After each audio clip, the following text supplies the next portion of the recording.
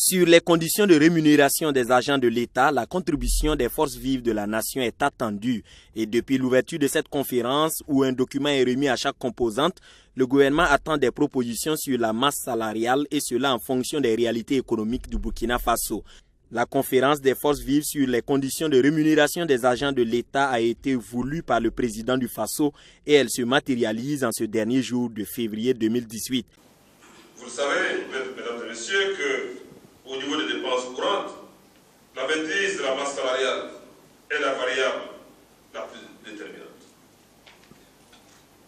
De par cela, en raison avec l'influence de la masse salariale dans la structure de notre budget national. La mise en œuvre réussie du plan national de développement économique et social et la lutte contre la pauvreté dans notre pays exige donc de notre part une réflexion, je dirais une réforme du système de dépenses, notamment des dépenses salariales. La conviction du gouvernement est que les meilleures solutions, les solutions idoines à la situation que nous vivons, ne peuvent être efficaces et pertinentes que si elles sont consensuelles.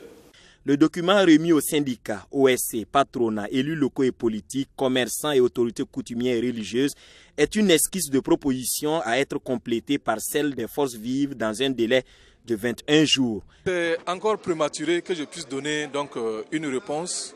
Comme vous connaissez comment nous sommes organisés, il faut aller à la base. Nous ne pouvons pas aujourd'hui répondre à la place des agents publics de l'État. Nous avons une coordination des syndicats de la fonction publique et nous avons l'ensemble du mouvement syndical et d'autres organisations même qui ne sont pas dans l'EAS.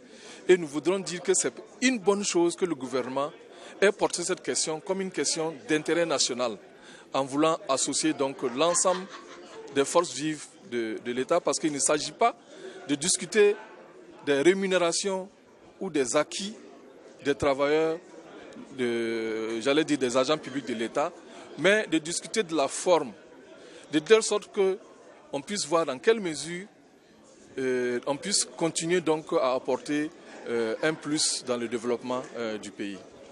À dire qu'avec l'ouverture de la conférence sur les conditions de rémunération des agents de l'État, les salaires seront remis à plat et les syndicats tiennent au traitement équitable de tous les fonctionnaires sans discrimination, de sorte à ce qu'un agent niveau certificat d'études primaires ne soit pas payé plus qu'un docteur en médecine à ancienneté égale, par exemple.